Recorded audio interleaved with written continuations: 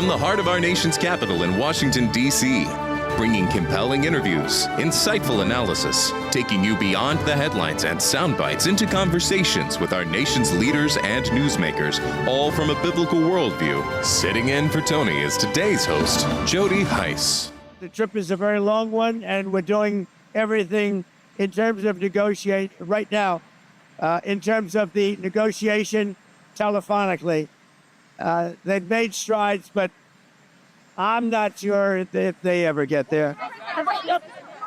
There's tremendous discord. They're having a tremendous problem getting along with each other in Iran. The leadership is very disjointed.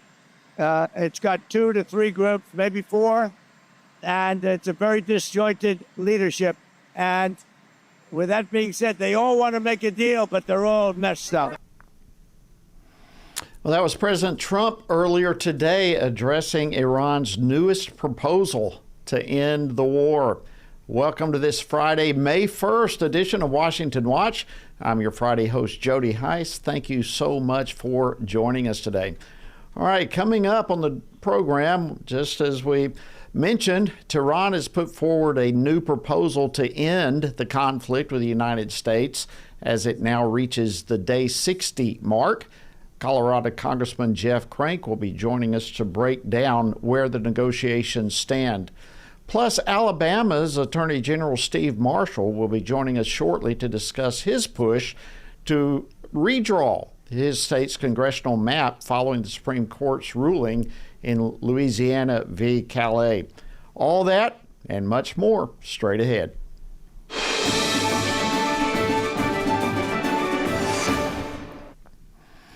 A key deadline tied to the U.S.-Iran conflict has arrived, but the Trump administration says that a ceasefire means that active fighting has ended, so the law requiring congressional approval doesn't apply. Well, supporters say the president is acting within his authority to manage this complex and evolving conflict, but critics in Congress continue to push back. And joining me now to unpack this is Washington Watch reporter Mary Stackhouse. Mary, how is the administration trying to justify its position, and what do you think happens next? Well, Jody, the administration points to the War Powers Resolution, which allows presidents to respond quickly to threats for up to 60 days. Officials argue that because a ceasefire is now in place, those hostilities have effectively ended, meaning that the legal clock no longer applies. Here's what President Trump said earlier today. No other country has ever done it. It's never been in, as you know, most people consider it totally unconstitutional. Also, we had a ceasefire, so that gives you additional time. But no other country's done it. We're in the midst of a big victory. This is a victory like we haven't had since Venezuela, okay, to be honest with you. We haven't had, but, you know, we have a country that lost its way. It really lost its way. That's our country in terms of the military. Now we have a great military. We're on our way to another victory, a big victory, and I don't think that it's constitutional what they're asking for. Trump administration officials also stressed the president's constitutional role as commander-in-chief in fast-moving situations. On Capitol Hill this week, Secretary of War Pete Hegseth was repeatedly asked about the issue during 2 separate hearings, underscoring the ongoing scrutiny. Supporters say this approach gives the U.S. flexibility to pressure Iran into negotiations while protecting American interests. And if fighting resumes, the administration could restart the timeline, something past presidents have done as well. Jody? Wow, all this is quite amazing as it's unfolding. So what about Tehran's newest proposal? So, Jody, Tehran today announced a new proposal for a deal to end the war. However, President Trump is not satisfied with that proposal, even as talks continue by phone. Here's a clip of what the president said today. We've been dealing with Iran. They want to make a deal. They're not there. They're not with it. They're sort of, they get close, and then a new group of people come in. They don't know who their leaders are.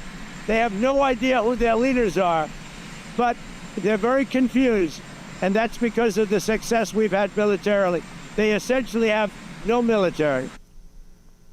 Still, President Trump is expressing confidence, predicting that energy prices will drop once the conflict ends, and he's dismissing any concerns about U.S. missile supplies. This comes as Iran has put forward a new offer that could reopen the door to negotiations. Meanwhile, the administration is holding its position that the War Powers Resolution deadline does not apply because of the ceasefire, keeping the focus on diplomacy rather than congressional approval. Jody? All right. We will keep a close pulse on all of that. If I can real quickly turn to Capitol Hill, some pretty major developments happening there. What about the new funding bill? What's taking place with that? So President Trump has signed a bill to fund key Department of Homeland Security agencies, ending a partial government shutdown that lasted nearly 11 weeks. The legislation keeps operations running through the end of the fiscal year, including agencies like FEMA and TSA, after lawmakers warned of potential airport disruptions and national security risks. The breakthrough came after House Republicans moved the bill forward with separate plans in place to fund immigration enforcement agencies like ICE and Border Patrol. Republican leaders are now looking to pass that additional funding later this month using a process that can bypass Senate opposition. Jody? Well, all right, Mary, thank you so much for these updates. As always, we appreciate it a great deal. We want to turn our attention now to some breaking news that literally was just announced a couple of hours ago. Alabama Governor Kay Ivey is calling for a special session of the Alabama legislature on Monday. And all this is coming in response to the U.S. Supreme Court landmark decision this week in Louisiana versus Calais. Now, while that case may not may have specifically focused on Louisiana and not Alabama, the ruling certainly could change the voting maps, not only of Alabama, but other states. And joining us now to discuss all of this is Alabama Attorney General Steve Marshall. General Marshall, great to have you back on Washington Watch. Thanks for joining us. Thanks, Jody. Always good to be with you. Okay, before Governor Ivey's announcement today, you actually signed an emergency motion asking the U.S. Supreme Court to lift injunctions that were blocking your state from using the 2023 congressional map. So can you kind of break it down? Tell us where the redistricting cases in Alabama are impacted by what the Supreme Court ruling just decided. Yeah, specifically the Supreme Court, Jody, is our case challenging the state's congressional maps. Back in the early 2020s, we adopted a map that had a 6-1 breakdown of what was ultimately Republican versus Democratic representation, a map that went back to the 1990s and has not changed much since. But yet, three-judge panel concluded that that map did not meet the requirements of Section 2 of the Voting Rights Act. We lost in a 5-4 decision on a preliminary injunction and was sent back. And our appeal now is currently before the Supreme Court, making the same arguments that Louisiana has made in Calais. We're very excited about what the 6-3 majority has shown through Justice Alito's opinion and believe it directly impacts the resolution that we seek, which is to go back to the map the legislature previously created. Yeah, it's amazing, the same argument taking place. So how do you think all this is going to shake down? Yeah, we've sought for immediate consideration of that appeal. What we hope the court will do is to vacate the order of that three-judge panel in light of the changes that are reflected in the Calais opinion with regard to the analysis of the court. But look, I'm going to do everything in my power to give the Alabama legislature an opportunity to create 7 Republican districts in our state, allowing Alabama to be treated in the same way that we've seen Virginia, California, and New York as they've engaged in redistricting efforts in their states.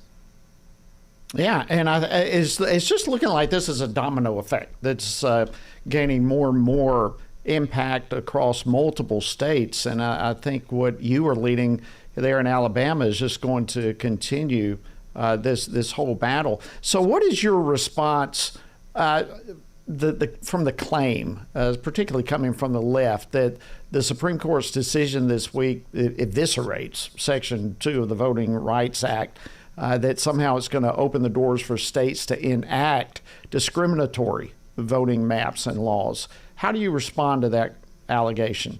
Yeah, Justice Alito made clear that you cannot engage in racial discrimination. But what he's done is made clear as well that we need to follow the language of Section 2 and evaluate cases based upon what are current facts and not using the sins of the past from decades ago to somehow or another dictate current results. And to also recognize that what we're talking about many times has nothing to do with race, but instead deals with the issue of partisanship between Republicans and Democrats. Alabama is a highly conservative state, and they want to be represented by conservative individuals. Our legislature ought to have the opportunity to draft and create districts that allow for that to take place. Yeah, I'm glad that you brought that up. I mean, we're talking the sins of the past, decades and decades ago. So this fear and claim that this could be a problem racially.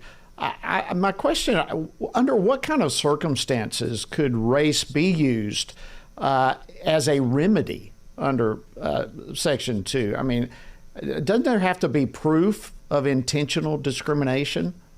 Or at least there has to be the inference directly of that taking place directly, and can't be used through some historical context to become the overriding facts from which the court can make that decision. Look, Jody, one of the things that I'm extremely pleased about this decision is it recognizes the progress that the South has made. That we have to identify for somebody that loves my state and is born here and raised here, that Alabama is completely different in 2026 than it was in the early 1960s. Consider the facts when evaluating a Section 2 claim in light of where we are now and not where we used to be. Yeah, great point. It seems to me that through all this, Democrats are wanting to force red states like Alabama to draw congressional districts solely on the basis of race. And quite frankly, I think this falls in line with their desire to count illegal immigrants in the census and in the process dilute election security rules. But they say they're progressive. But this is not progressive actions. This is all about power, isn't it? Absolutely. And look, who can justify the overt racial discrimination by a government in any action whatsoever? I think Justice Alito spoke to that very clearly, that that's not acceptable for us as a society or under our Constitution. Let's allow us to be able to draw our districts based upon our communities of interest, those areas that are historically kept together, and then allow for those, whether they be Republican or Democrat, to fight out what's the best policies for our country. In Alabama, that's going to be conservative policies leading, and in fact, there are many districts that have been represented by Democrats in the past that we're better off right now being represented by conservatives. All right, real quick, about a minute or so left, but when do you think we might see new congressional maps in Alabama? What's the time frame? Right now, it's contingent on the Supreme Court acting first. We still are under an order from the three-judge panel, and that's what we're seeking to have lifted. Our legislature is going to meet next week to create contingencies. In fact, if we're able to get the relief we seek, and then be prepared to move quickly on whatever map we'd have moving forward. So you're talking weeks, months? Joe, we hope it's days, idea. Frankly. Yeah, we hope that they can act quickly. It's contingent on how much the court's willing to accommodate the schedule. But look, they're also aware that we have a May 19th primary looming, that we need to be able to take action before then to be able to seek the relief that we have in this case. And I believe they understand the urgency of what we've requested. Alabama Attorney General Steve Marshall, always great to have you. Thanks for joining us. Thank you. All right, coming up, we're going to discuss the latest in Iran, and Colorado Congressman Jeff Crank will be joining us for that discussion, so don't go anywhere. We've got much more to bring your way right here on Washington Watch. Stick around.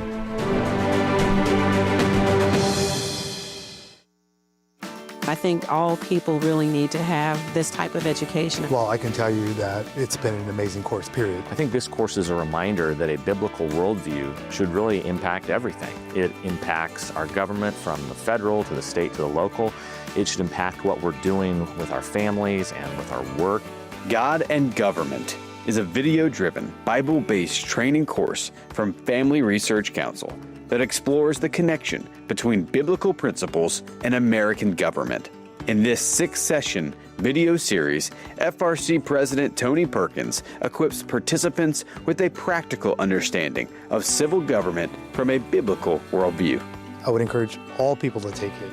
I almost wish I would have took it earlier, that I could have taught my kids this. I wish I had known these things when we were homeschooling, because I think children and my adults now would just greatly be influenced by that information. So I'm an attorney, and for me, it gives me some direct practical knowledge of what I can do to try to impact my legal community, to make better legislation, to try to encourage legislators to make choices that have a biblical worldview, which is what we really want. Any pastor would benefit from taking this course because we are dual citizens, right? We are citizens of the kingdom of God, but we're also citizens of this great land, and that comes with responsibility. Even as someone who has been involved in these types of issues for a while, you're learning little bits and pieces of new stuff all the time. But it's also approachable enough that newer people, younger people, high school, college students, they can really glean something from this. So I would encourage everybody to take this course, whether it's the videos, whether it's doing it in person.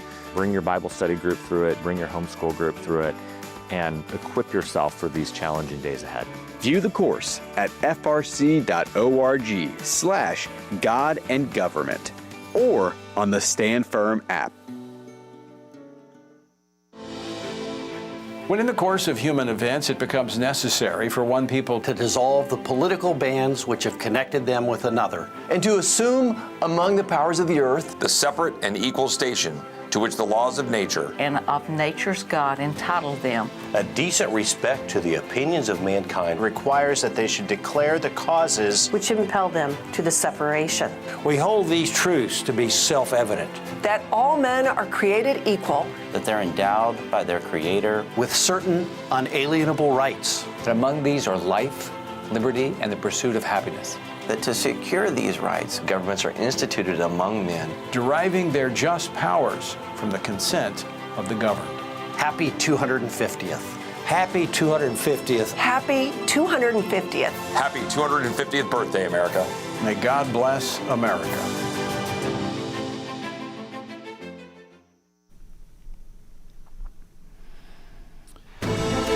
Thank you for joining us today on Washington Watch. I am your Friday host, Jody Heiss, and we welcome you aboard. All right, Iranian leaders have reportedly submitted a new proposal for negotiations with the United States, but President Trump said earlier today that he's not satisfied with it. So they want to make a deal, but I'm not satisfied with it. So we'll see what happens. Iran wants to make a deal because they have no military left, essentially, and they want to make a deal, but I'm not satisfied. So with 60 days having passed since the launch of Operation Epic Fury, what's the way forward for the United States with regard to Iran?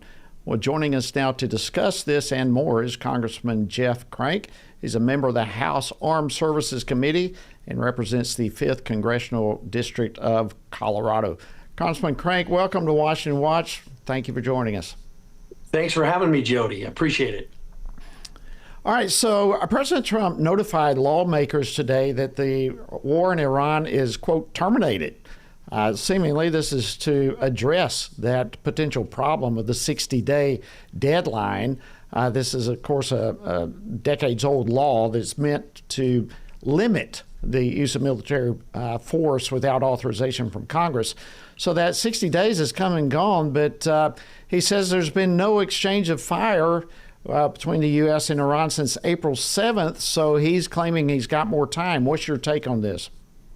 Well, I think he is right on that. Now, I was a fan of the president actually coming to Congress beforehand and asking for authorization. He chose not to do that. As you know, Jody, from your past, this is always a struggle between the executive branch and the legislative branch, and the executive branch jealously guards their powers as commander-in-chief, and the Congress should do a better job of guarding its powers under Article 1. And so, I think the president probably makes a good argument for that, but I think we should have done this from the very beginning. We should have authorized the use of force in Iran. I think it's that important, and I think the president would have won such a vote had he brought it to the Congress. Yeah, I agree with you, but now we are where we are here. And of course, you serve on the all-important Armed Services Committee. Secretary of War Pete Hegseth was on Capitol Hill this past week making an appearance there. And he testified that, they're ready for more action. Is there anything that came out of that hearing that some takeaways that you might be able to share that were important takeaways for you? Well, there wasn't a ton that came out of that hearing, and I was there for the hearing 2 days ago with the Secretary Hegseth.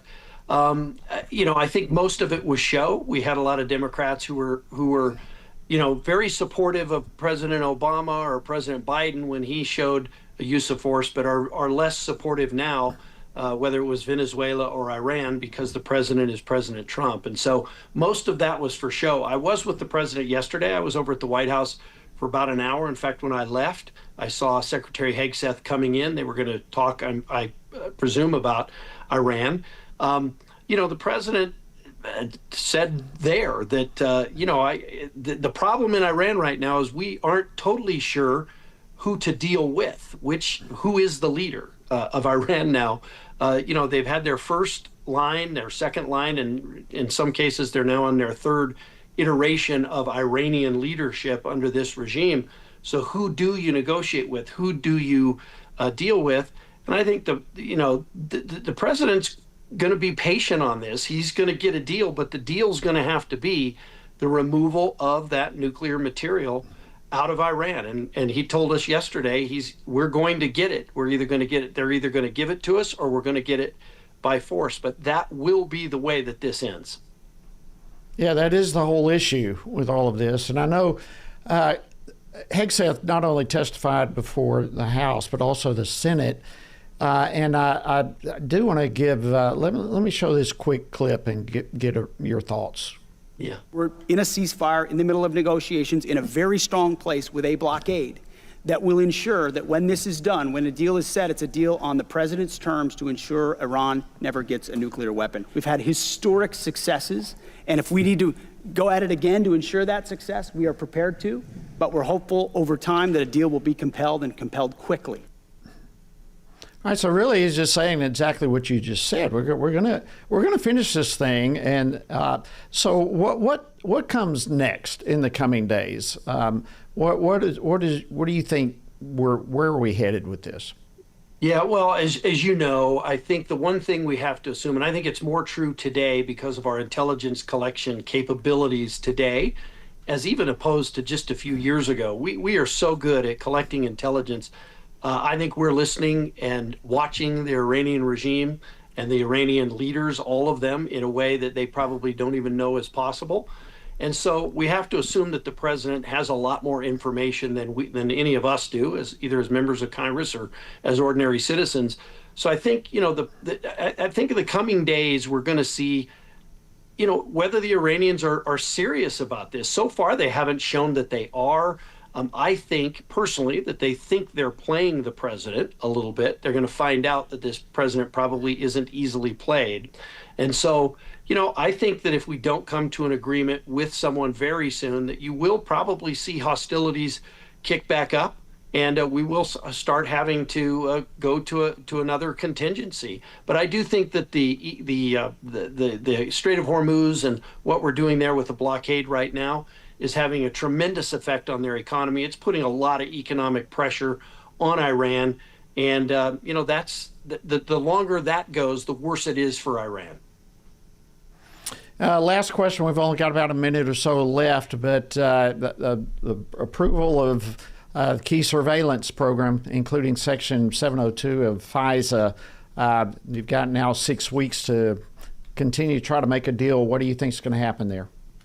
Yeah, it's a tough one because we all, or many of the Republicans in the caucus, obviously are very supportive of continuing the protection of our Fourth Amendment rights as Americans. There were a lot of reforms that were done the last time that they reauthorized this, and a lot of really good reforms. We do have to reauthorize FISA. It has to happen. Over about 65% of the president's daily briefing now is intelligence collected from 702 collection. So to lose that would be a terrible thing for the president. We can't allow that to happen. We have to get this done. It's got to get done at the same time of protecting the Fourth Amendment rights of American citizens. So you do have your hands full to work through all of that. Thank you, Colorado Congressman Jeff Crank. All right, coming up, the U.S. Senate passed a resolution banning senators and their staff from betting on prediction markets. We'll talk about it next. Stay with us. For I know that my Redeemer lives. Job 19:25. God raised Jesus from the dead because it was impossible for death to hold on him. Acts 2:24. Join Family Research Council in standing on the Word. Visit frc.org/Bible for free resources to help your family follow the way, Jesus, the risen Savior of the world. One nation under God. America's undeniable foundation of faith.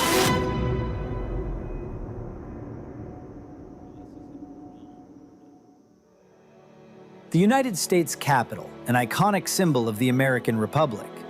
But few know that this building at the heart of our nation's government was once something more, the largest church building in America. Since its inception, and for decades following, several rooms throughout the Capitol, including the House and Senate chambers, were used to host church services weekly. These services were filled with individuals from all levels of government. The attendance was so pervasive that often it was standing room only. Quote, going to the Capitol on Sundays was then one of the most common things in Washington, Margaret Bayard Smith. This practice was not merely accepted, but encouraged. Quote, I consider it as one of my public duties as a representative of the people to give my attendance every Sunday morning when divine service is performed in the hall. President John Quincy Adams. Housing worship at the center of our Capitol was a living representation of the role that biblical principles played as a cornerstone of our nation's foundation of faith.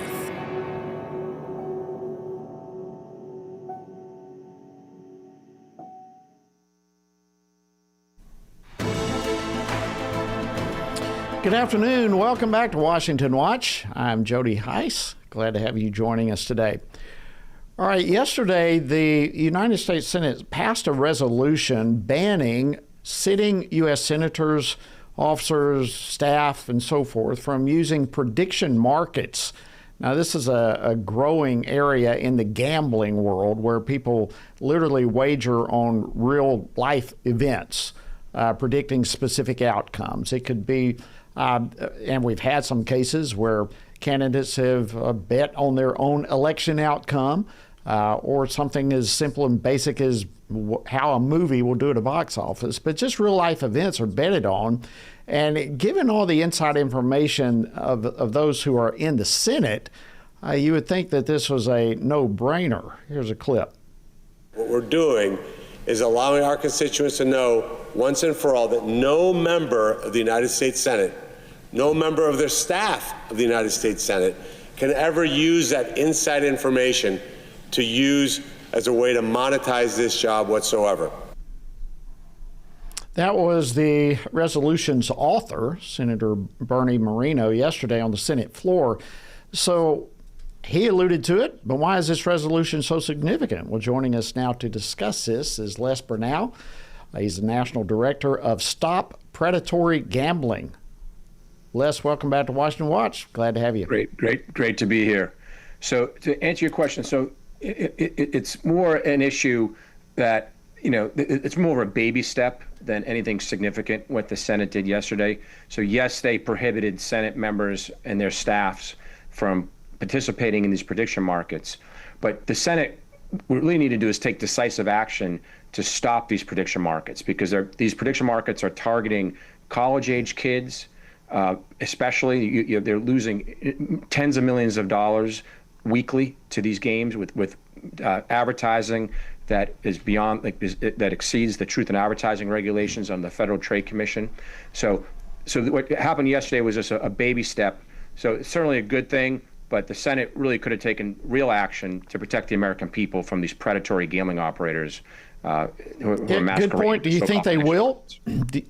Do you think that's coming in the future? They very much could. We're working with others. There are other kind of big players out there strongly advocating for Congress to take decisive action against the Commodities Futures Trading Commission and have them enforce their existing regulations. Like these companies are circumventing federal law. They're saying that they're just like the same thing as trading in pork bellies and wheat futures, which are a long been economics pillar in our country, and they're coming in and offering sports gambling and other kinds of extreme forms of wagering, like wagering on war, the weather, you name it, 24 hours a day, 7 days a week.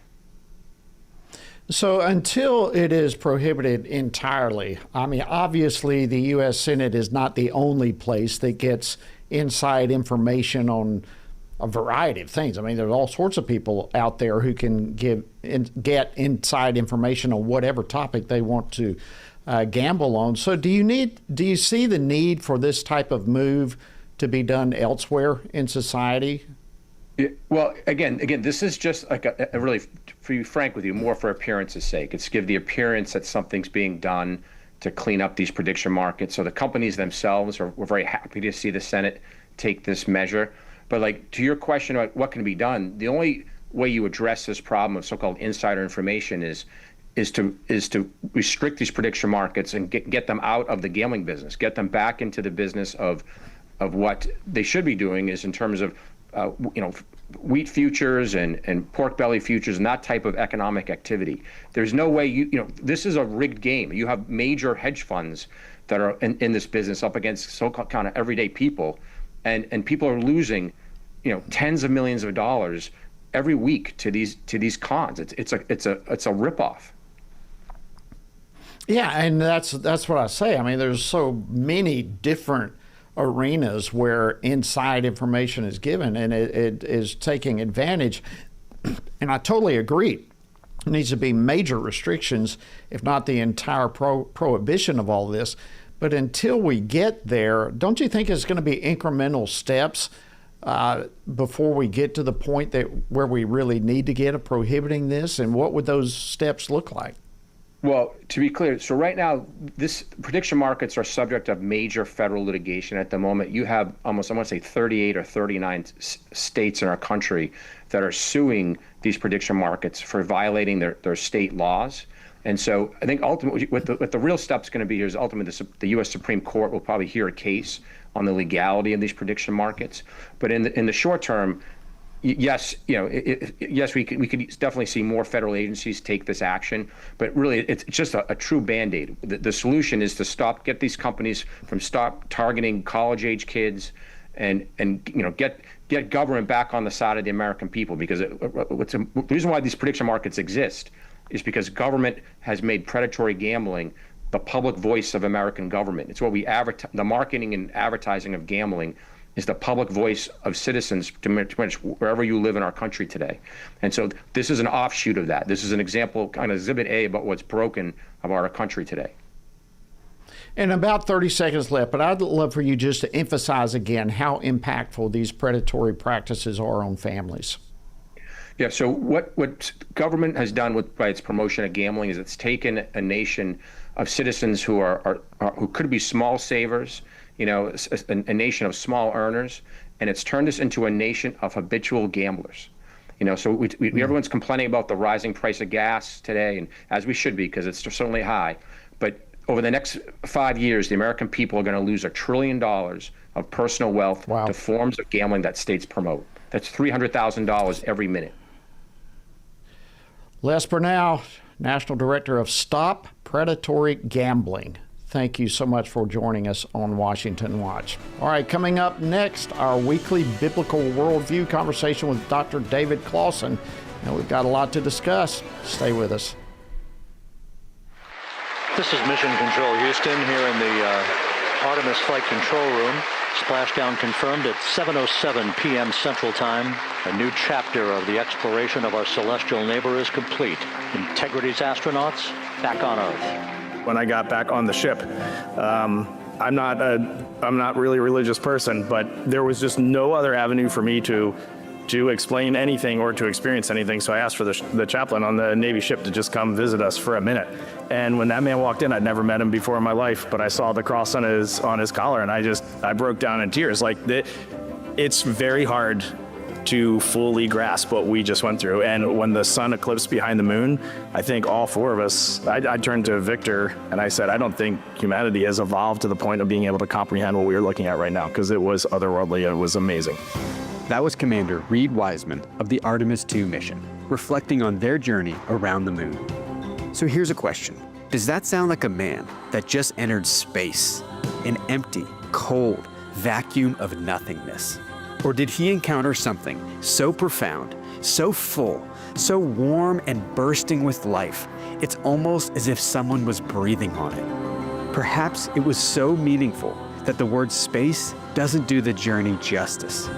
Well, it sounds like he didn't encounter space, but something else, what the Bible calls the heavens. As the psalmist says, the heavens declare the glory of God and continually pours out speech. And that speech just might leave you speechless if you're seeking it. It seems like Commander Wiseman discovered the truth of Psalm 139 in reality. Where shall I go from your spirit, or where shall I flee from your presence? If I ascend to heaven and orbit the moon, you are there. So here's the glorious news for Commander Wiseman and all of humanity. The heavens aren't far from any one of us. In fact, the Christian story proclaims that the one who sits in the heavens didn't stay there. He came down into our broken world, forsaking heaven's treasure to make you his treasure. And something truly incomprehensible happened the day he died, when the one who stretched out the heavens like a curtain stretched out his hands for us on the cross.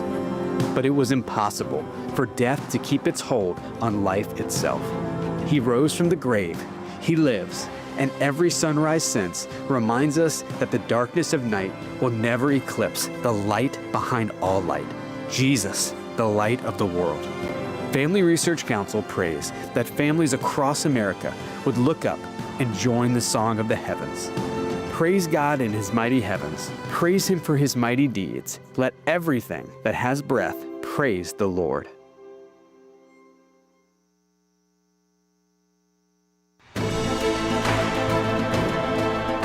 Welcome back to Washington Watch. I'm your Friday host, Jody Heiss. An honor to be with you and an honor to have you joining us.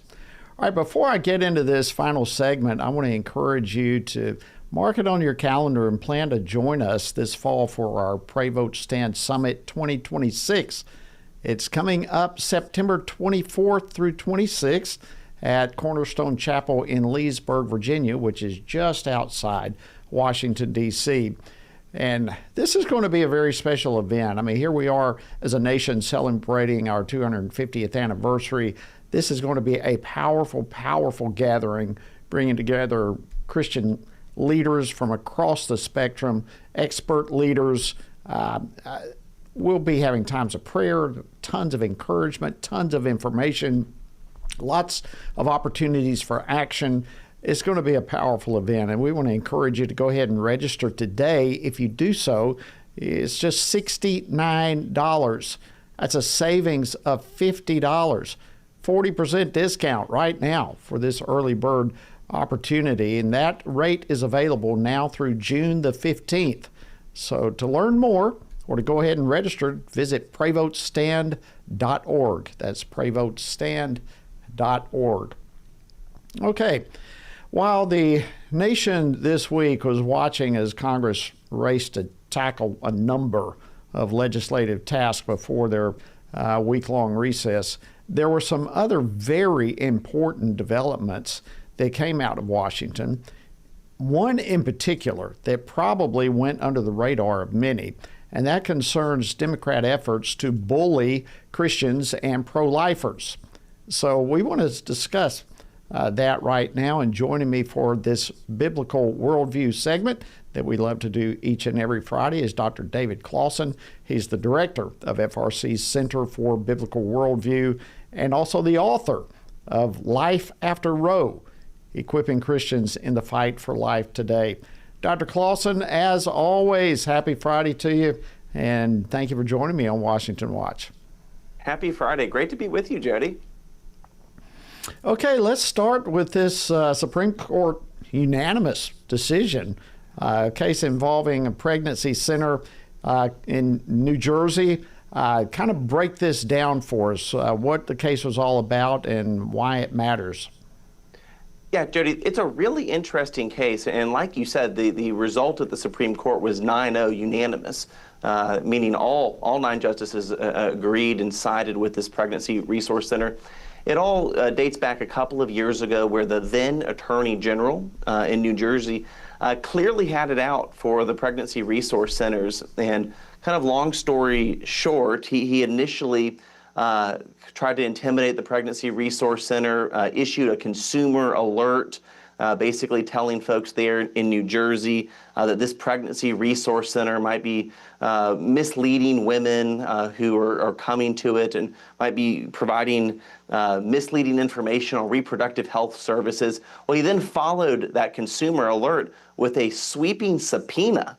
And he asked information from this Pregnancy Resource Center, including the names and information related to the donors of this Pregnancy Resource Center.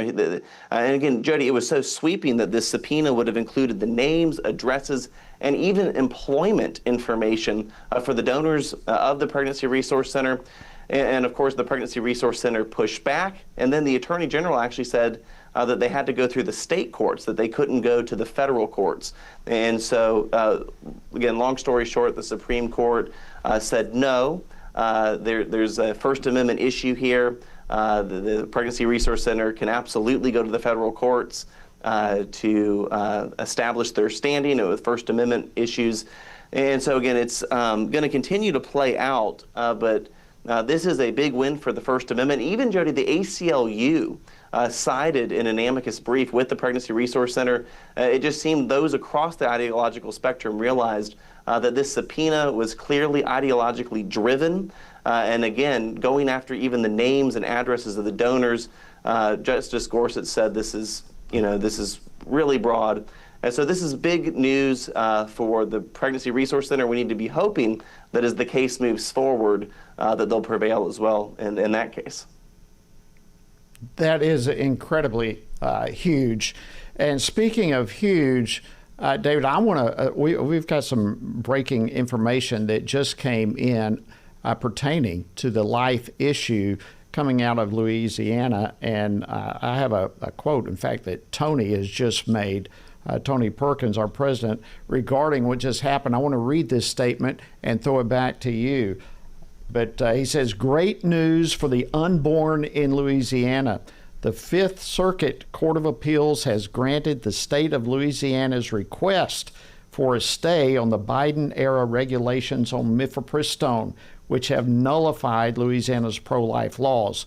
The stay was granted because Louisiana has a good chance of winning its case against the FDA. This should be before the Supreme Court soon. David, this is a huge wow right now. And I know that's the first you've heard of it, but let me throw it back to you for a comment. This is incredibly big news. Yeah, well, Jody, that's fantastic news. And the reason it's big news is we know that it's upwards of now 70% of abortions that take place in this country post Roe v. Wade take place through these chemical abortion drugs. Again, this mifepristone was initially approved in the year 2000, so 26 years ago almost. And unfortunately, the Biden administration, citing, of course, the COVID-19 pandemic, rolled back so many of those safeguards for women, including the in-person dispensing requirement. And so now, post-Dobbs, we're seeing these chemical abortion drugs being mailed in across state lines in complete violation of the Comstock Act, which is federal law that prohibits this. And so states like Louisiana and other conservative-led states are rightly, I think, going to court and trying to get relief because, again, you and I have talked about this. We would love it for the FDA to actually follow through with their promise to do this review on the safety and efficacy of these drugs. And we'd love it if the Trump administration would enforce federal law that prohibits the mailing of these drugs. So good news, though, that Louisiana is going to potentially have their day in court. And we need to continue to pray that these drugs, we know they're always lethal for the baby, but they're dangerous for women as well. And if we're moving in a direction where these drugs are going to be limited, that's a good day for America's women and babies. It really is. This is huge, and you just mentioned, and I just want to underscore and reiterate, this is an issue for all of us to be prayerful about. This could be the case that changes, David, what you were just talking about, the FDA's policies on all of this. So huge information. I'm sure we'll be bringing more about that in the days to come. I want to go back, David, to what you said something before we went into that breaking news about even the liberal justices sided with the pregnancy center that you were talking about a few moments ago. Even the ACLU, for example, supported the pregnancy center. However, the fact that the Attorney General was so brazen in his attack on them, I think, is also revealing in all of this, don't you think? What are some of the broader lessons, perhaps, that we should take away from this case? Well, you're absolutely right, and I wouldn't want to be this Attorney General. He's now a former Attorney General who, again, he got smacked down 9-0. Even Justice Ketanji Brown Jackson couldn't find a reason to side with him, and again, the ACLU. And so, but it does show us that increasingly progressive politicians are being brazen in their attacks on those of us with conservative Christian convictions on the life issue, on issues related to the family, real issues related to gender and sexuality. I know in a second we're going to talk about the massive report that the DOJ published yesterday. And so in one sense, we shouldn't be surprised, but this is truly, Jody, a conflict of worldview that is playing out in the public square. And I think this example in New Jersey, it's just clear this Attorney General had it out for crisis pregnancy centers because he did not like it that women were being given an option other than abortion. And so, again, this is, for those of us who are Christians, this has never been just a political issue. It's a theological issue. It's an issue of right and wrong. But it shows that even questions of right and wrong, those are contested in today's public square. Absolutely. And you mentioned the report from the Department of Justice that was released yesterday. That particular report was entitled Eradicating Anti-Christian Bias Within the Federal Government. That in itself underscores the importance of this thing. But specifically, it's detailing, folding out for us how the Biden administration systematically discriminated, systematically targeted Christians. And I know you've been reading through that report, a couple of hundred pages. But kind of at a bird's eye level perspective, what stood out to you in that report? Yeah, the report is nearly 200 pages. It actually goes up to 550 pages when all the exhibits are included. 17 cabinet secretaries and heads of agencies are a part of this task force, and it really covers the gauntlet of almost every agency and department within the federal government. And it shows comprehensively, Jody, that for 4 years, the Biden administration exerted their leverage to weaponize every tool at their disposal to discriminate against Christians, in particular related to beliefs related to sexuality, gender, family, and the life issue. One thing that stood out to me remarkably with this report, it said, within the Biden administration, this quote comes in the executive summary of the report. It said that people were allowed to hold their general Christian views, but when they sought to live in accordance with these beliefs, in particular to the issues that I just mentioned, they were systematically disadvantaged. And so, again, this is just remarkable. It shows also, Jody, the comprehensive nature of the report shows this wasn't just isolated, it wasn't accidental, but it was a systemic effort to marginalize and disadvantage Christians across the federal government and including in the federal workplace. And so we're going to be talking about this report, I think, for weeks and months to come. Yeah, I mean, there's no way we can cover all that's in it, that huge report in this time, but major religious liberties issues. I know even including denial of tax exemption for at least one of the Christian groups. Anything else that just kind of jumped out at you on the issue specifically of religious liberty violations? Yeah, there was a couple of things. So, for example, within the Department of Justice, when they were enforcing the FACE Act, when it was pro-lifers, there was an aggressive prosecution. Average sentence recommended by the Justice Department for pro-lifers was 28.6 months in comparison to 12.3 months for those who violated the FACE Act in response to pregnancy resource centers. In regards to the religious liberty, they had a section in the report about COVID-era policies, those who asked for exemptions to the mandatory COVID vaccine. Of course, this would have been during 2021 time period. And according to the report, very, very few people are actually ever granted those religious exemptions. And in fact, the report documents that many of those who asked for exemptions were then subsequently demoted or not eligible for promotion, so they were systematically discriminated against. I think another thing that really stood out to me that was really hard as a parent reading this is how even HHS, the Department of Health and Human Services, operating at the directive of a Biden-era executive order and memorandum, that foster families that had Christian convictions related to sexuality and gender were deemed inadequate to actually home and house foster children. We know, Jody, we've talked about this on the program, that there is a lack of good housing for those in these situations, and yet the Biden administration wanted to sideline Christian parents. Another part of the report that stood out to me in relation to religious liberty was even at the behest, of course, of an executive order from the president himself, those who wanted to go to counseling related to gender and sexuality, counseling that was in line with their Christian convictions, that was seen as inadmissible, inappropriate, and even the State Department sought to export the Biden administration's views on this issue to nations with very conservative peoples. So again, from top to bottom, this is systematic, Jody. Wow. One final question, David, in light of all of this. This report, I mean, this is a sobering picture, what you're describing for us that's come out of this report. So according to the DOJ and the task force, what's next? I mean, where do we go from here? Yeah, and yesterday on Washington Watch, Tony actually interviewed one of the chief people who was putting this report together. And I think she laid it out helpfully and said, at one level, it's awareness, knowing that this happened.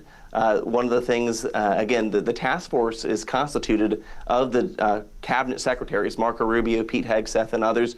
Now taking their cues from this task force report, they're going to make sure that policies and the protocols that they have in place are not doing these types of things, where Christians are not being disadvantaged, where Christians are not being persecuted, where the FBI is not going after parents and traditional Catholics because of their theological beliefs. And so important to note, Jody, that a future liberal administration could go back to this. And so that's why every election matters. Vigilance is always important. And that's one of the reasons that we're going to have to continue to follow this report and developments like it. Yeah, I couldn't agree with you more. This is like I said, a very sobering report. It highlights multiple areas that demand our attention, our vigilance to stay after and to make sure that I think make sure a couple of things, that this never happens again, but also those who violated religious liberties have some accountability. That's the way you stop a lot of this stuff. All right, Dr. David Clawson, Director of the Center for Biblical Worldview at FRC, thank you for joining us. That wraps up this week. Hope you have a wonderful weekend, and we'll see you again next week. God bless. Washington Watch with Tony Perkins is brought to you by Family Research Council. To support our efforts to advance faith, family, and freedom, please text GIVE to 67742. That's GIVE to 67742. Portions of the show discussing candidates are brought to you by Family Research Council Action. For more information, please visit TonyPerkins.com.